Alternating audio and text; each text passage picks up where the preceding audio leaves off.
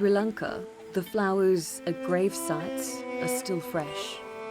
The grief is raw.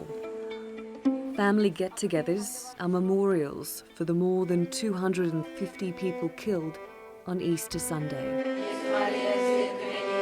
It's still a time of mourning, but this period of reflection is also bringing up questions about how the attacks could have happened in the first place and whether something like it could happen again. Sri Lankan authorities were tipped off by Indian intelligence about a potential attack.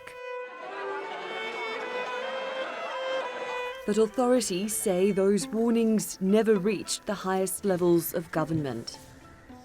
Well, there was definitely a lapse of intelligence, and the government has, we have to take responsibility.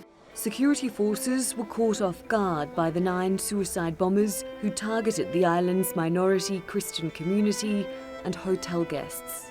Some of the attackers belonged to the now banned group National Tawhid Jamaat. Raids on their hideouts show they were well equipped to carry out further attacks. Daesh also claimed responsibility. Sri Lanka remains on high alert. While the risk of physical danger is present, there's also an existential threat.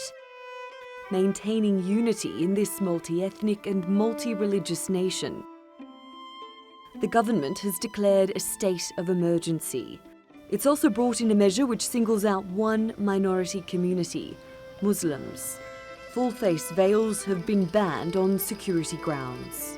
Basically, the Muslims are good citizens, all of them are. What is that this type of different types of terrorist activity have taken place among the Sinhalese and the Tamils. This is the first time with the Muslims, and what is worrying us is, though it's a very small number, there are links with agencies outside. Sri Lanka is not a stranger to intercommunal violence. It had been experiencing a period of relative peace in the decade since the end of the Civil War. But there's now a fear that the Easter attacks could lead to fresh divisions. Natalie Pohanen, The Newsmakers.